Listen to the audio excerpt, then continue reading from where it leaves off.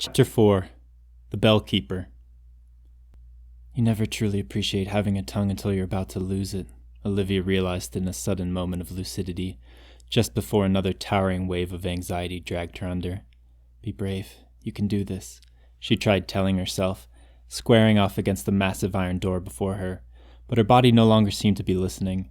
Her legs had all the strength of warm custard, and her right arm, when she reached for the handle, shook uncontrollably. Using her left for support, she clasped the metal and pulled. "Ah, there you are," the elderly kindler began when she'd entered the chamber, stepping away from the window at his back. "Forgive me, I would have called you sooner, but I was watching the moon set. No matter how many times I see it, it never gets old. Each one different, and yet contained within each are all the rest. Like snowflakes," he gestured to the snow falling outside, blanketing the city of Leighton below. And here he paused and his eyes lit up. "Like us, I suppose. Like people." Olivia opened and closed her mouth, unable to gather any words for a reply. His eyes squinted in a bashful smile. "Forgive the ramblings of an old man." He scratched the back of his bald head. "Age loosens the mind. Allow me to try again." He thrust his hand out towards her. "I'm Thaddeus Watery." I know who you are," Olivia spluttered, and then turning red in the face she added with a bow, "Your Holiness." "Please, Watery will suffice. I can't stand all the scraping and bowing. Besides, this is your day." He offered Olivia his hand again, more forcefully this time, which Olivia carefully took. "It's a pleasure to meet you, Olivia." "What are you doing here, Your Holy—" She choked mid-word and followed with, "Sir." "I'm here to oversee your initiation. Kindlers have always participated in the initiation ritual. Since the very beginning, I hope I can fulfill my duty." Olivia recognized his uniform as that of a kindler, the black material slashed with an iridescent red fireburst over the heart, red buttons descending the middle right side.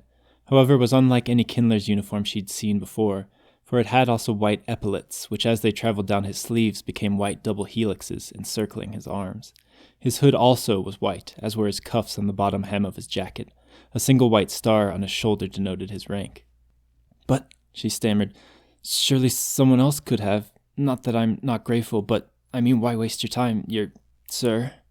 Watery smiled. "Waste my time? On the contrary, I can think of no better use of my time. It's not every day we swear in a new bellkeeper. And besides," he added, sobering, "my time is a meager offering to one willing to make such an extraordinary sacrifice." He tilted his head and looked at her through his eyelashes, his smile tempered with concern. "You're doing an incredible thing here, you know." Olivia nodded minimally, her eyes downcast. "An honor," her parents said in her memory. "But you should know," Water whispered conspiratorially, his eyes gleaming. "It's not too late. You haven't been confirmed." Olivia frowned. "Too late for what, sir?" "To leave," he said simply. 16 is such a young age. Too young. How could you possibly know what you want from life? How could anyone at that age? And yet we put this decision on you. It isn't fair. To ask this of you. To ask this much. To ask everything." Olivia glanced at Master Cardick and Mistress Nulric, standing expectantly either side of that formidable black chair in their grey bellkeeper's robes, their bare heads glistening in the lamplight. Once more her gaze stuck to the chair's armrest. There she could make out the deep white lines scratched into the wood by so many frantic nails, tokens of the initiates who'd come before her. Her eyes flicked back to Watery. "I could leave? I mean," she lowered her voice to a whisper, "I could really leave?" Watery nodded. "If you wanted to." Olivia's heart soared. Leave. She'd never known a word so sweet. In place of her life in the dreary grey bell tower, she now imagined herself hiking through the forest of Etnor, the black canopy frothing around the moon, the light through the branches like javelins of silver. She'd read once that the trees there could grow to be as tall as a bell tower, and that their seeds were only released during vast firestorms that could rage for months. She could find out. She could go there herself. She wouldn't have to waste away scrubbing old bells, kneeling before dusty shrines. This was her chance. Leave. She beamed up into the old man's face, her smile radiant as her future. But then the smile slipped, tumbled from her lips. "The fire chose me, though, didn't it?" It did. "Why?" she asked, sounding once again like a child. It was the same question that had smoldered within. "Why?" she asked, sounding once again like a child. It was the same question that had smoldered within her these 7 years, never quite burning out. On her 9th birthday, an old kindler had rapped on the door and asked for her. Olivia had known it was coming. Her siblings had warned her. It was to be some kind of test. "It's excruciatingly painful," Timothy told her. "If you fail, they'll cut you up and feed you to wolves," Rosaline explained.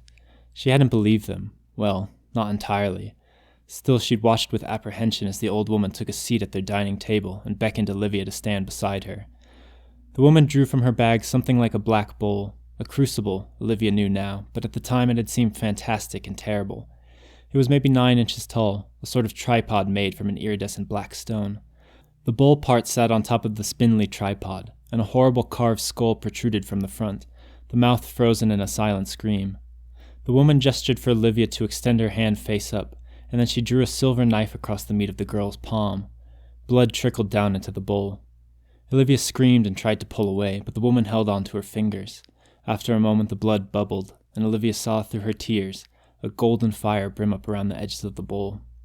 The old woman pressed Olivia's hand towards the flames. Again Olivia tried to resist, but the old woman possessed a surprising strength, and at last she drove Olivia's hand down into the fire. Immediately the pain vanished. In its place, Olivia felt a soothing warmth. Staring into the flames, she thought she could almost see shapes and faces, and hear what sounded like whispers, but then the old woman withdrew her hand and the flames diminished and died.